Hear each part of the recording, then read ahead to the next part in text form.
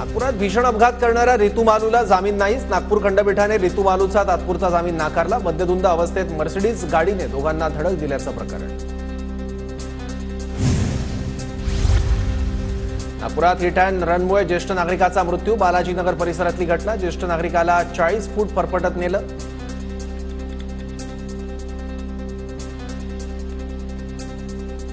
घटना सीसीटीव्ही मध्ये कैद।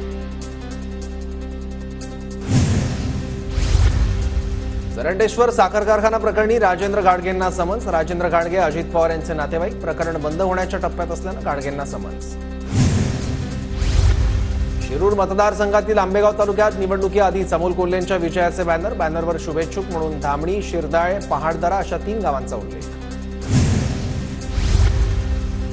सिंधुदुर्गच्या कुडाळमध्ये महसूल विभागाच्या रेंगाळलेल्या कामाबाबत आमदार वैभव नाईक आक्रमक। कामाचा आढावा घेत वैभव नाईकांनी अधिकाऱ्यांना विचारला जाब।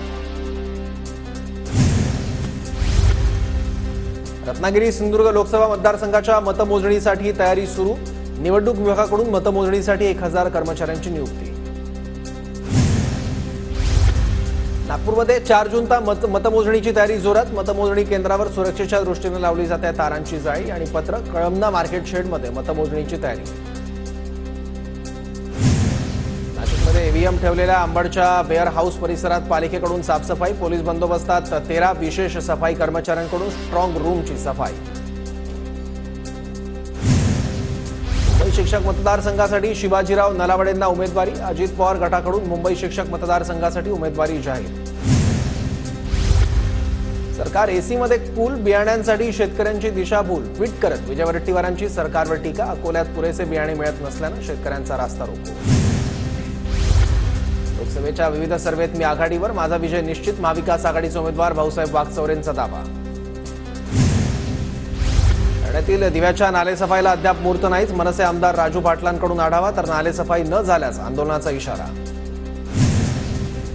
धुळ्यातील पाणी टंचाईसाठी शरद पवार गटाच्या शिष्टमंडळाने घेतली आयुक्तांची भेट। नागरिकांना भीषण पाणी टंचाईचा सामना करावा लागत असल्यानं शहरात पाणी पुरवठा सुरळीत करण्याची मागणी।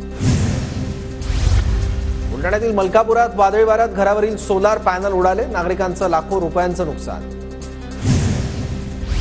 जळगाव जिल्ह्यात 2 दिवसांपूर्वी झालेल्या वादळी वारा आणि अवकाळी पावसामुळे 5 तालुक्यांमध्ये 1754 हेक्टरवरील पिकांचं नुकसान। मुक्ताईनगर आणि रावेर तालुक्यात केळीचं सर्वाधिक नुकसान। लातूर जिल्ह्यातल्या चाकूर, रेणापूर, शिरूर, अनंतपाळ आणि निलंगा तालुक्याला चक्रीवादळाचा फटका। वादळी वाऱ्यामुळे अनेक झाडं उन्मळून पडली। सोलापूरच्या माढ्यात वादळी वाऱ्यामुळे शेतकऱ्यांच्या घरावरील पत्र उडाले। प्रशासनाकडून पंचनामे करायला सुरुवात। रत्नागिरीच्या राजापूर शहराला अवकाळी पावसामुळे दिलासा। 2 दिवसाआड होणार पाणी पुरवठा। 1 दिवसाआड राजापूर नगर परिषदेचा निर्णय। वर्ध्याच्या समुद्रपूर तालुक्यातील नंदोरी परिसराला वादळाचा तडाखा। 20 तारा खांब कोसळल्यानं नुकसान, तर घरांचं छप्परही उडाल्यानं संसार उघड्यावर। बुलढाण्यातील मलकापूर 40 तासांपासून अंधारात। वादळी वाऱ्यामुळे विद्युत खांब पडल्यानं वीज पुरवठा खंडित। विद्युत पुरवठा लवकर सुरळीत होणार, महावितरण अधिकाऱ्यांची माहिती। जळगावच्या मुक्ताईनगर भागात पावसामुळे केळी बागांचं नुकसान। पावसाच्या तडाख्यानं जवळपास 60 गावं बाधित। बळीराजाला मदतीची अपेक्षा। लातूर जिल्ह्यातील ग्रामीण भागात चक्रीवादळामुळे फळबागा आणि शेती पिकांचं मोठं नुकसान। चक्रीवादळामुळे चाकूर तालुक्यातील झरी खुर्दमधील केळीची बाग उद्ध्वस्त। यवतमाळच्या दिग्रसमध्ये वादळी वाऱ्यामुळे 132 केव्ही क्षमतेचं टॉवर कोसळलं। 2 दिवसांपासून विद्युत पुरवठा खंडित असल्यानं नागरिकांचे हाल। कोयना धरणाची पाणी पातळी खालावली। कोयना जलाशयाच्या बॅकवॉटरमध्ये 21 टीएमसी पाणीसाठा शिल्लक। कोयनाच्या पर्यटनावरही परिणाम। जळगावच्या पिंपराळा परिसरातील पतदिवे आणि गटारींच्या प्रश्नांसाठी मनसेचा रहिवाशांसह पालिकेवर मोर्चा। प्रश्न न सुटल्यास आंदोलनाचा इशारा। जळगावच्या मुक्ताईनगरातील नदी तलावांची पाणी पातळी घटली। ग्रामपंचायतींकडून पाण्यासाठी नियोजन सुरू। दवंडीच्या माध्यमातूनही जनजागृती। सोलापूरच्या माळशिरसमधील गिरवी गावात ग्रामसेवकांना ग्रामपंचायत कार्यालयात कोंडलं। पिण्यासाठी पाणीच नसल्यानं ग्रामस्थ संतप्त।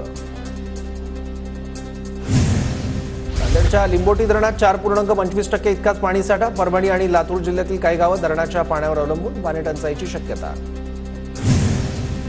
जिल्ह्यातील 44 लघु प्रकल्पांपैकी 31 लघु प्रकल्प कोरडे ठाक। जिल्ह्यातल्या प्रकल्पांमध्ये सद्यस्थितीत फक्त 16% जलसाठा।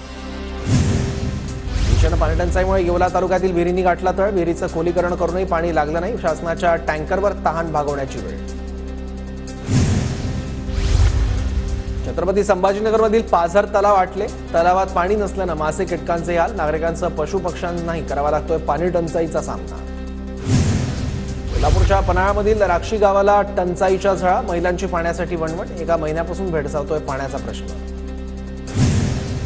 कोल्हापूरच्या करमाळ्यातील दुष्काळात रामदास झोळ फाउंडेशनकडून मोफत पाणी टँकर सुरू. सामाजिक बांधिलकी जपत फाउंडेशनचं काम सुरू. साताऱ्याच्या तुळसण विठ्ठलवाडीत युवकाकडून पाणी प्रश्न मिटवण्याचा प्रयत्न. संतोष चव्हाणांकडून स्वतःच्या विहिरीतून गावासाठी पाईपलाईन.